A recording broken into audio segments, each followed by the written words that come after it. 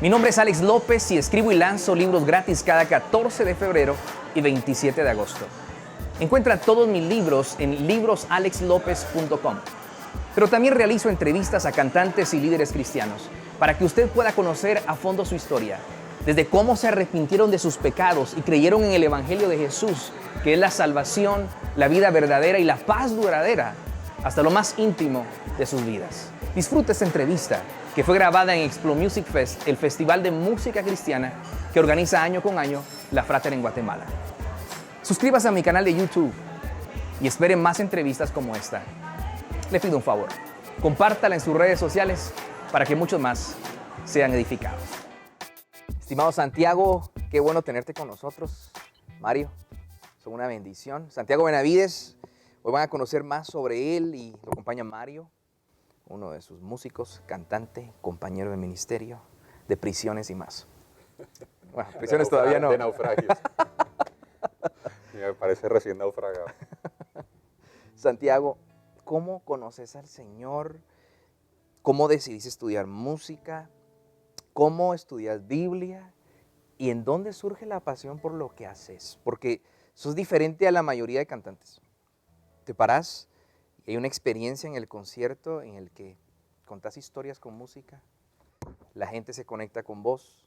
Como te decía, sos un bicho raro en el sentido de que tu corazón está conectado con la Gran Comisión de una manera como no todo el mundo lo está. Contanos un poco de tu vida. Bueno, pues primero lugar, pues gracias. Qué lindo estar aquí compartiendo estos momentos y te diría que yo desde niño tuve como una sensación de que el Señor me estaba de alguna manera como llamando. Yo no sé, yo crecí en un contexto católico, pero por ejemplo recuerdo que aún la primera comunión para mí fue como un evento de decir, bueno, hay algo como, alguna sensación de llamado, yo no sé, que sentí ahí. Me gustaba mucho la música, crecí, digamos, llegué a la universidad, empecé a estudiar administración de empresas, pero Dios tuvo misericordia de las empresas que iba a administrar en el futuro. Y terminé estudiando música. Llegué al Evangelio cuando estaba terminando el bachillerato. Llegué en medio de una crisis económica de mis padres. Mis papás se volvieron evangélicos y a mí eso me sonaba como, ¡ay, qué cosa tan terrible! Y prometí, oye esto, prometí nunca poner un pie en una iglesia cristiana. ¿Puedes creer eso? Y eso se cumplió hasta que mi papá se bautizaba. Entonces me dijo, bueno, hijo, hoy es mi bautismo, hoy yo he respetado que no te gusta ir a la iglesia, pero hoy es mi bautizo y quiero que me acompañes. Así que yo fui muy prevenido y imaginando quién sabe qué locura, y cuando llego y encuentro pues la comunidad muy sencilla, la gente cantando una canción, un corito antiguo que decía Cristo, Cristo, ven y llénanos. Bueno, era como sencillo pero lindo. Mi papá se bautizó, recuerdo que ese día dio testimonio un ex bolo, un ex borracho, que contó cómo el Señor lo había sacado del alcohol, y me impactó mucho. Y ese día ese hombre que había sido borracho hizo la invitación a aceptar al Señor, y yo no sé en qué momento levanté la mano y pasé al frente, y bueno, de eso pasaron ya 21 años. Eso te cuento. Siempre me gustó la música popular. Y como te digo, empecé a estudiar administración de empresas, pero estaba ahí como el deseo de hacer canciones. Así que ese deseo en el cuarto semestre de administración pudo más, digamos, que la aparente sensatez, digamos, y ahí empecé a estudiar música. En la carrera conocí a Dianita, mi esposa, que no es música, es psicóloga, uno de esos muchos binomios entre músicos y psicólogos. Y al terminar la carrera, pues nos casamos y nos fuimos a estudiar teología para prepararnos para el ministerio. Después de eso llegamos, tuvimos la experiencia de servir como pastores un tiempo, y al cabo de unos años sentimos que el Señor nos llamaba como a dedicarnos a esto, a hacer misiones a través de la música, y aquí vamos. Súper, vamos a regresar a eso de hacer misiones a través de la música, pero Mario, ¿cómo conociste al Señor y cómo conociste al señor Benavides? Bueno, bien pequeñito, yo tenía nos conocimos, digamos, por el mismo año, como dice una de las canciones, andando en 93, ahí en la iglesia. cuando Santiago tenía unos 16 y esto no es un chiste, yo de verdad tenía como 11. Así que él era grande, yo todavía era un chiquitín. Y no, yo llegué así pequeñito, ¿no? Mis papás, vamos a la iglesia, su tía nos está invitando a todos a que vayamos. Para mí era, no sabía que habían personas que creían en Dios, que otras no creían, que unas decían una cosa acerca de Dios, que otras decían otra, no sabía. Y ahí pasaron unos 3 años, los primeros 2 años pasaron durmiendo en el servicio, escuchando ahí la prédica y quedándome dormido. Pero ya después ahí, poco a poco, yo no recuerdo un día particular que digo, ay, este día fue, yo levanté la mano. Pero por alguna razón decidí bautizarme. Y yo el día que más recuerdo, como digamos, como si pudiera señalar un evento, fue el día del bautismo. Ahora, para haber decidido bautizarme ya con seguridad tenía que haber habido alguna convicción, algún tipo de decisión. Pero el día del bautismo, que fue en el 96, en el año 96, es el día que yo recuerdo como a partir de hoy la cosa es diferente. Y me acuerdo que sentía mucho como la idea de a partir de hoy pertenezco a Cristo. Así lo recuerdo, ¿no? Y tendría también ahí unos 16, no recuerdo, 16, 15 años también. Entonces, bueno, ahí nos conocíamos ya. Yo tengo hermanos mayores. Músicos también. Músicos también, eran los que se juntaban aquí con Santiago. Sí, él era muy chiquito. Yo todavía era muy chiquito. Pertenecía al género de hermano menor, al oprimido género de los hermanos menores. Pero ya después ahí, en la medida en que las edades se iban, todavía se nota la diferencia, ¿no? Pero mientras cada vez se notaba menos, ya empezamos, ¿cierto? Es diferente alguien de 20 con alguien de 24, ya se relacionan y no se dan cuenta. Entonces ahí ya empezamos a tener la amistad mucho más cercana. Como te contábamos también, hoy en día nuestras familias están emparentadas ahí. Mi hermano es casado con la cuñada de Santi. Entonces, aparte de encontrarnos en toda la actividad ministerial, nos encontramos también en las reuniones familiares. Entonces, eso a grandes rasgos para contar. Qué bueno, excelente, excelente. La historia siempre del Evangelio de Jesús en nuestras vidas es maravillosa. Nunca ibas a poner un pie en una iglesia. No. Y el día que llegaste al bautismo, ese día el Señor. Nunca, eso nunca estuvo en mis cálculos, poner un pie en una iglesia. Y desde el primer día que fui a una iglesia no volví a dejar de ir. Qué bueno, qué bueno. ¿Cómo comenzaste a componer canciones como las que compones? ¿Cómo describís tu composición? ¿Cómo describís las historias? ¿Cómo nace esto? Pues yo no sé muy bien cómo nace. Lo que sí te puedo decir es que de niño escuchaba cantores populares. Yo crecí en Venezuela y escuchaba mucha música de cantantes del pueblo y me conmovía mucho. Recuerdo que me conmovía mucho. Cuando llegué, bueno, yo crecí en un pueblo en Venezuela, un pueblito llamado El Limón, puro nombre de pueblito venezolano. Y salí del Limón y aterricé en Bogotá, o sea, una metrópoli de millones de habitantes con un clima, digamos que comparado con el de Limón era el clima del Polo Norte para mí, ¿no? Una ciudad fría, grande, multitudinaria, caótica, pues linda, pero pues con todas esas cosas de gran ciudad, ¿no? Y para mí eso fue como una especie como de choque, ¿no?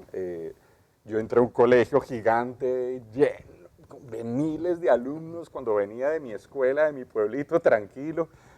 Y eso me produjo como una sensación de no saber qué hacer o para dónde mirar, y yo siento que en un sentido me refugié en la música.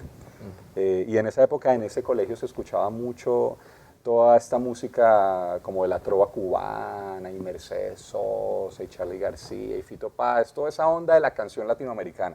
Y a mí, la verdad, me llegó hondo todo eso, ¿no? Así que crecí escuchando todos estos géneros de música. Y cuando llegué al Evangelio, encontré una agrupación argentina que visitó mi iglesia y me impactó profundamente. Se llamaba el Trío Mar del Plata. Y ellos cantaban unas canciones también como de esa onda, pero conectadas con el Evangelio, ¿no? Entonces, por ejemplo, así, tenían una canción que se llamaba La Libertad, y era toda revolucionaria, ¿sí? Pero al final terminaba diciendo: la libertad no está en los libros, no está en la erudición, no está en los fusiles, no está en las luchas, la libertad está en Cristo. Y a mí ese tipo de discurso y de mensaje me llegaban muy hondo, me conmovían mucho.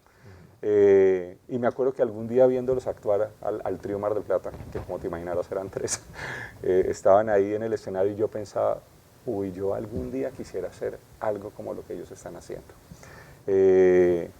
Cuando empecé a componer, pues no me acuerdo muy bien. No me acuerdo muy bien cuándo vino como esto de la primera composición y todo eso, pero sí podría decir que hubo un momento de quiebre con la canción de La Casa de Mis Sueños. ¿Sí? Una canción que hicimos con mi esposa sin la más mínima intención de compartirla públicamente, y que bueno, por varias vueltas y todo terminó difundiéndose y toda la cosa. ¿Cómo es esa canción? ¿Cómo va? Bueno, la canción más o menos dice algo así como: la casa de mis sueños cuesta 30 años de mi salario, algunas entradas extra, excesos en los horarios, no sé muy bien si yo logré cuadrar en el vecindario con mis blue jeans gastados y el mismo par de zapatos. Bueno, y sigue la canción. El mismo, ahí está, los blue jeans gastados y el mismo par de zapatos.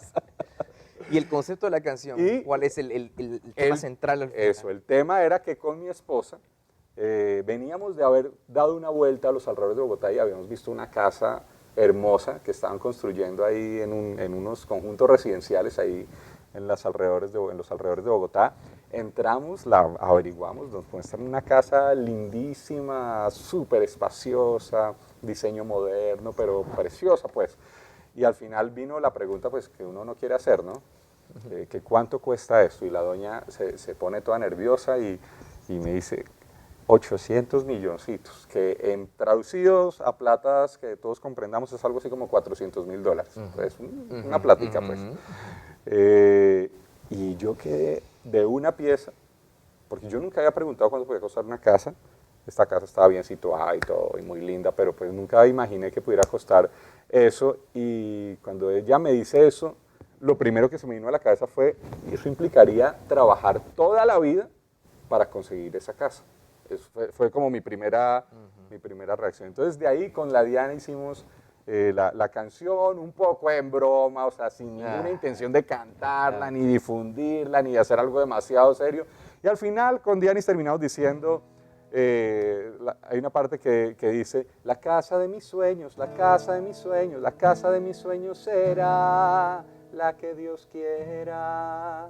Que no es como claudicar ante, no, pues bueno, lo que venga, no, no es eso. Es como decir: bueno, Dios nos va a dar una casa, lo que necesitemos, lo que el Señor nos dé, pero no vamos a dedicar la vida a cuatro paredes, ¿sí me explico?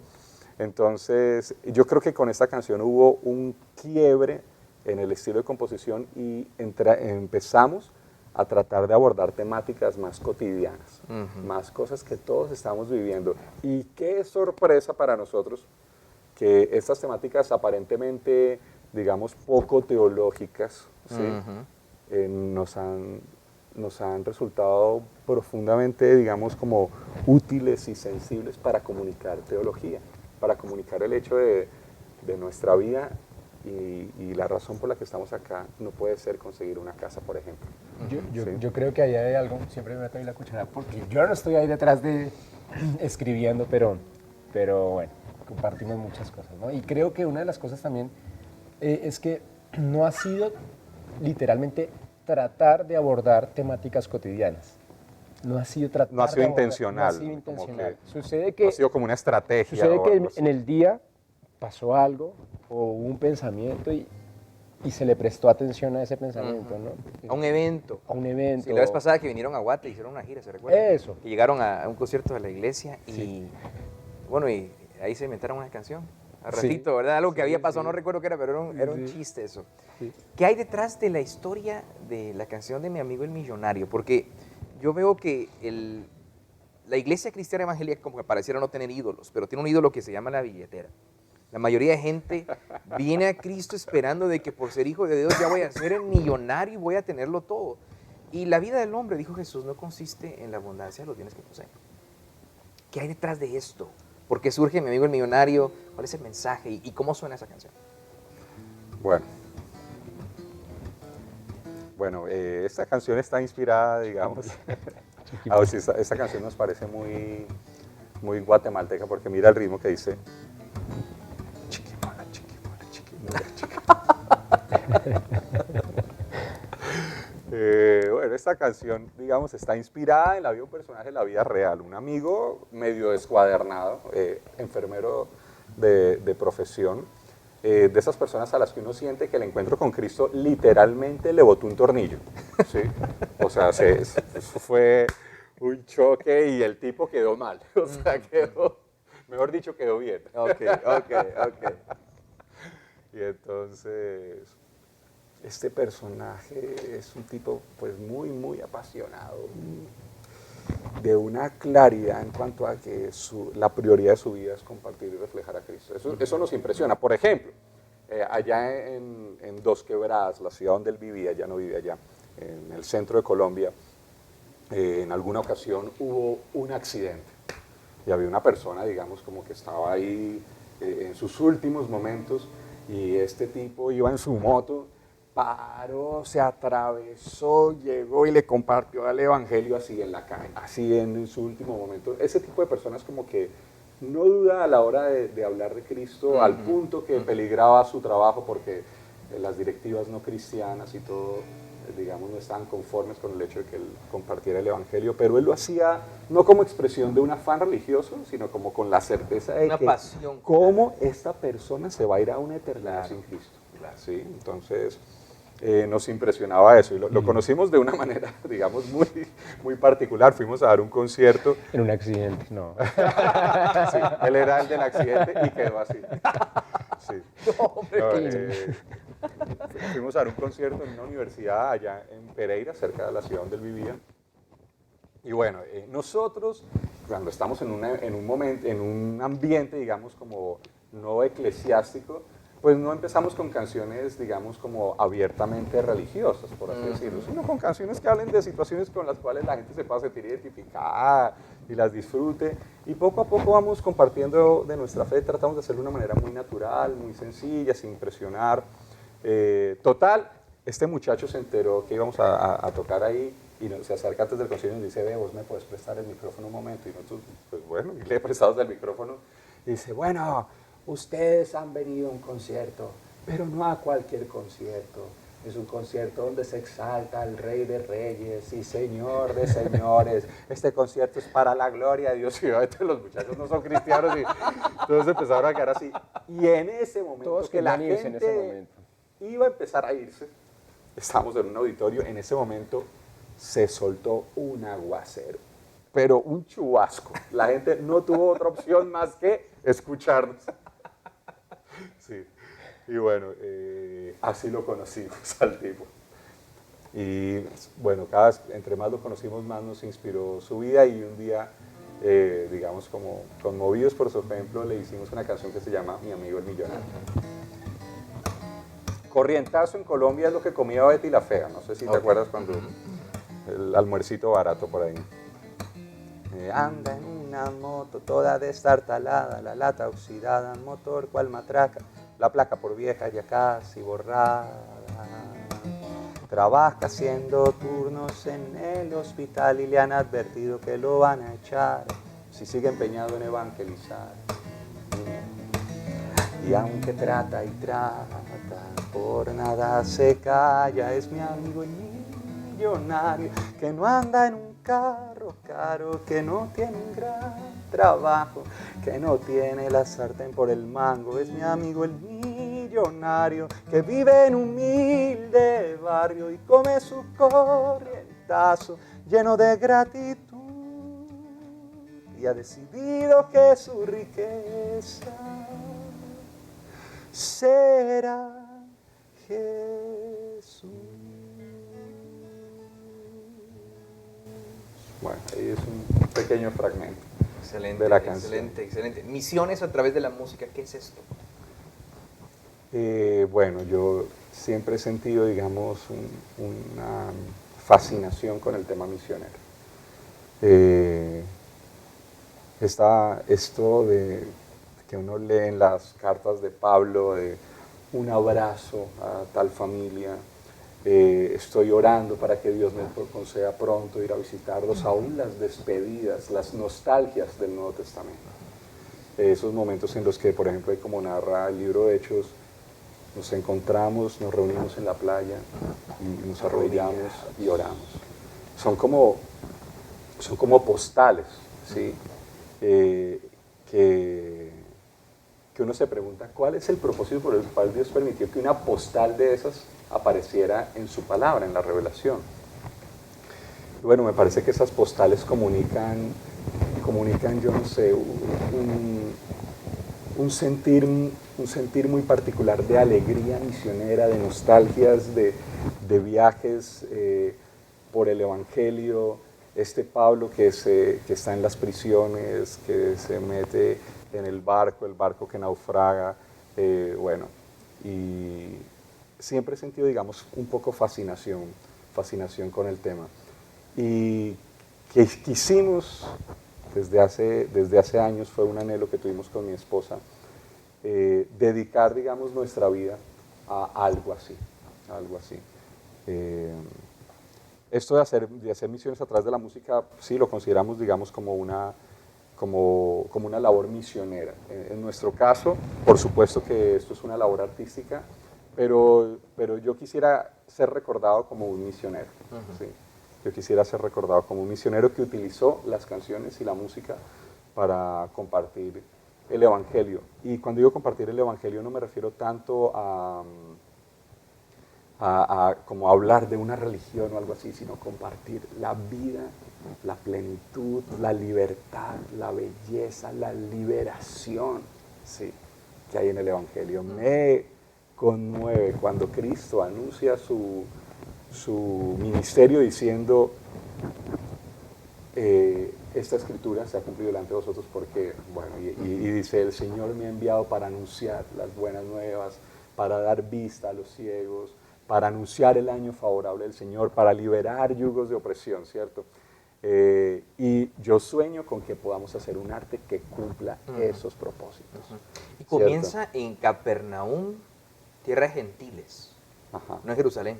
Su ministerio, cuando empieza, dice, comienza su ministerio. Sí. Capernaum, tierra de gentiles, no creyentes. Sí, qué interesante. Y qué bueno, ustedes vienen en octubre nuevamente con nosotros, ¿verdad? Sí, y van entiendo que van a La Limonada, ¿verdad? Mi esposa los va a llevar a La Limonada. Es un lugar en Guatemala donde hay mucho conflicto, hay de todo, pobreza, gente que ha salido adelante, pero van a estar ahí. Y qué bueno es saber eso, porque a veces uno trae a alguien y le dice, mira, quiero que toques 2 canciones más, y dice, sí, pero dame tanto. Y ustedes, si ahora mismo aparece alguien y le dice, mira, queremos que toques en la Universidad San Carlos de Guatemala, ustedes agarran sus guitarras, se van a la Universidad San Carlos, se paran y hablan de Cristo. Yo creo que tenemos muchos jóvenes que están soñando con alcanzar estar en una plataforma. Creo que la plataforma es el mundo. Y qué importante grabar, producir, vender la música, buscar un sostenimiento. Pero la misión va antes que todo eso. ¿Qué consejo puedes darle a tanto joven que anhela ser como vos, anhela ser como los cantantes conocidos, sobre la esencia que es tu carga del reino del Evangelio de Jesús? Pues yo diría que no hay dicha más grande que la de vivir, digamos, por el reino. Yo podría decirles, yo creo que con Mario compartimos como ese sentir. En este camino hemos encontrado momentos de muy buen trato y momentos de desprecio también, de menosprecio, ¿sí me explico? Y cuando vienen los momentos de buen trato, nos sentimos muy agradecidos.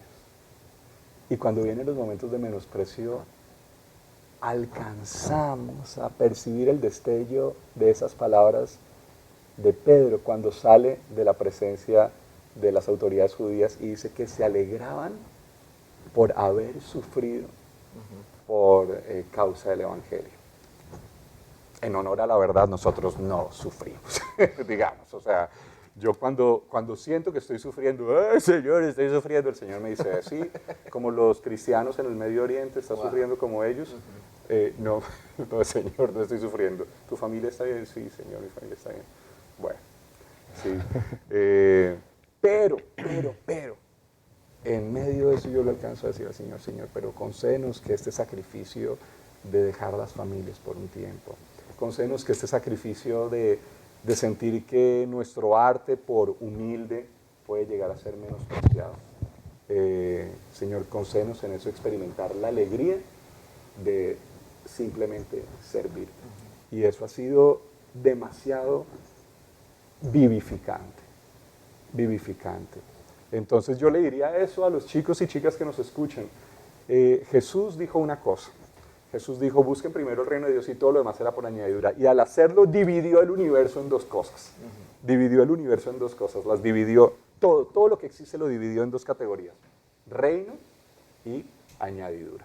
¿Sí? En todo hay reino y en todo hay añadidura. Y la añadidura, buscar la añadidura por sí, nos deja tremendamente vacíos. Buscar el reino trae la añadidura que necesitamos, pero además trae como esa vida abundante de la que habló Jesús. Entonces, yo les diría eso. Hay muchas personas, por ejemplo, que graban un disco, ¿sí me explico? Y nos mandan a veces discos y dicen, ¿y ahora qué hacemos con este disco? Tú conocerás un productor, un manager famoso, alguien que nos pase la música, ¿tú crees que valdría la pena ir a tal evento o a tal evento o a tal evento? Y yo digo, bueno, pues sí, capaz que hay alguna persona que puede conectar, que puede servir, porque Dios usa instrumentos según su parecer, ¿sí? Pero mi consejo sería, empieza a servir con lo que Dios te ha dado, ¿sí? Empieza a hacer reino con lo que Dios te ha dado. La añadidura vendrá en su momento, ¿sí? Y si ese es el camino que el Señor te da, pues Él te lo mostrará. Y si no, pues te mostrará, no, mira, tú tienes otro ministerio, dedícate a otra cosa, ¿sí? Y está bien. Grueso, grueso. Mario, ¿qué rol tiene la Biblia en ustedes? Porque hoy vemos a muchos cantantes que aún componen y uno puede ver en sus canciones que no hay un contenido bíblico, teológico, o sea, es una canción linda, pero hace falta la esencia del Evangelio de Jesús, hace falta la esencia del corazón de Dios para la humanidad. ¿Qué rol juega la Biblia en ustedes como personas, en el grupo, con Santiago Benavides? Fíjate que mientras Santi estaba contestando la pregunta anterior, decía yo también quiero contestar. Dale. Y la contestación tenía que ver con la Biblia. O sea, de manera de consejo, preguntaba, ¿cierto? Un consejo para abordar, digamos, los talentos, todo lo que el Señor da para el servicio, para la misión. Y pensaba en que algo para poder encaminarlo es la Biblia. Nuevamente creo que, como decía Santi, seguro que compartimos eso, pero como es una experiencia también tan personal, tengo el desafío a la misión está caminando sobre palabras de la Biblia, que aparecen y no lo dejan a uno tranquilo y dicen, no, ¿y ahora yo qué hago con esto que me encontré acá? Algo tengo que hacer. Entonces, la palabra ha sido determinante en asumir la misión, ¿no? Y yo recuerdo desde hace de años, ¿no? 4 años haberme encontrado ahí también en Segunda de Pedro diciendo esperamos con ansias el día del regreso del Señor y hacemos lo posible por apresurarlo. Entonces, ¿qué hago con eso? ¿No? ¿Qué hago con eso? ¿Cómo me voy a ir a cantar sin saber que tiene que estar filtrado por eso, ¿no? O Pablo ahí en Corintios 7 diciendo, todos preguntándoles por el matrimonio, ay, pero ¿será que nos podemos casar o será que no? Y Pablo les dice, vean, mejor dicho, lo que yo les quiero decir es esto, que queda poco tiempo. Entonces, pero eso no responde mucho a la pregunta del matrimonio, ¿cómo así que queda poco tiempo? Pues lo que quiero decir es que hay algo que debe determinar nuestras vidas y es que queda poco tiempo, el Señor viene, entonces es como esa urgencia de la misión. Y lo que pienso es eso, ¿no? Que yo quisiera aún más, ¿no? Que esos textos, como dicen, tu palabra es como miel para mi boca, sea todavía cada vez mayor. O sea, lo que digo es que a mí me encanta la palabra de Dios, pero que todavía podría sumergirme mucho más ahí en ella. Pero con lo poquito que va uno probando, lo afina a uno, lo deja sonando como debe más o menos ir sonando, ¿cierto? Entonces la palabra de Dios es definitivamente... está muy desafinado. Uy, sí. Entonces como cuando dice ahí que no solo de pan vivirá el hombre, sino de toda palabra que sale de la boca de Dios, es que vivirá es eso, podrá levantarse, pensar sobre las cosas, asumir cualquier cosa, tomar el desayuno, podrá vivir realmente esas cosas, pero pues determinado, con la palabra de Dios como referente. Es que la palabra es nuestro alimento y la música es fantástica, pero jamás sustituye a la palabra de Dios. Y debemos disfrutar la música, usar este instrumento tan poderoso que tienen ustedes para evangelizar, para discipular, para conectar con el no creyente. Pero la palabra es nuestro alimento. Santiago, ¿qué te duele de la iglesia de hoy? Enumerándolo, ¿qué es lo correcto desde tu punto de vista?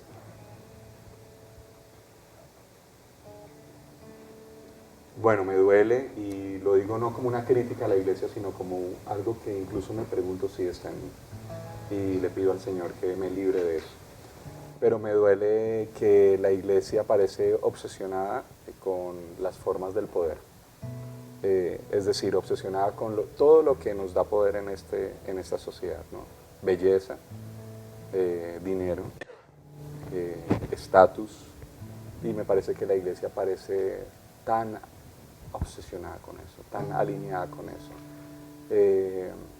Cuando uno lo que encuentra es que los amigos del Señor fueron pues todos los marginados, los que no tenían una conducta santa, los que uno no supondría que Dios escogería como sus amigos. Yo sinceramente, y esa es una pregunta que me talla el corazón, yo me pregunto, ¿yo tengo amigos así?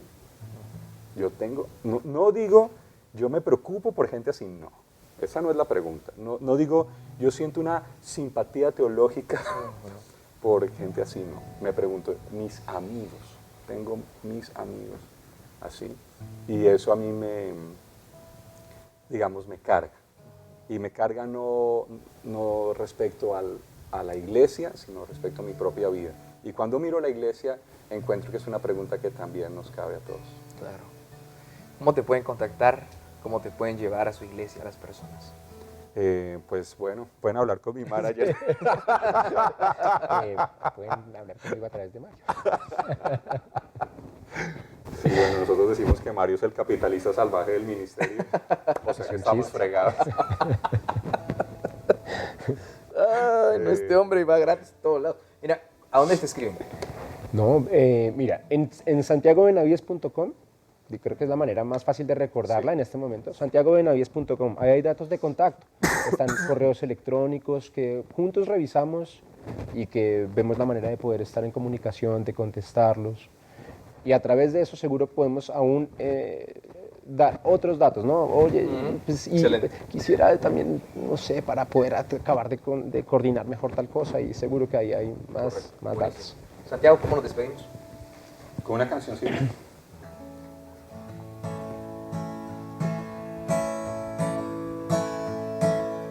Todos los anhelos que en el alma tengo y quiero rendir,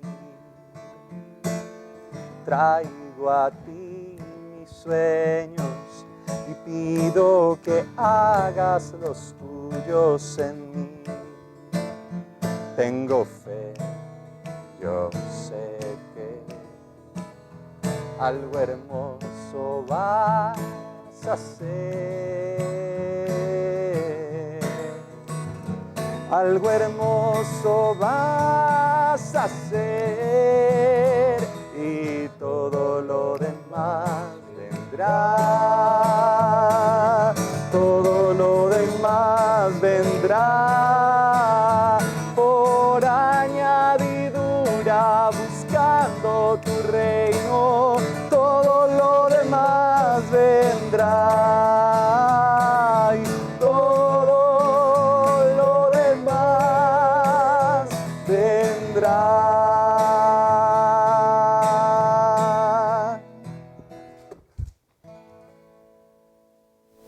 Y el Señor siga haciendo su voluntad a través de ustedes. Gracias por su tiempo.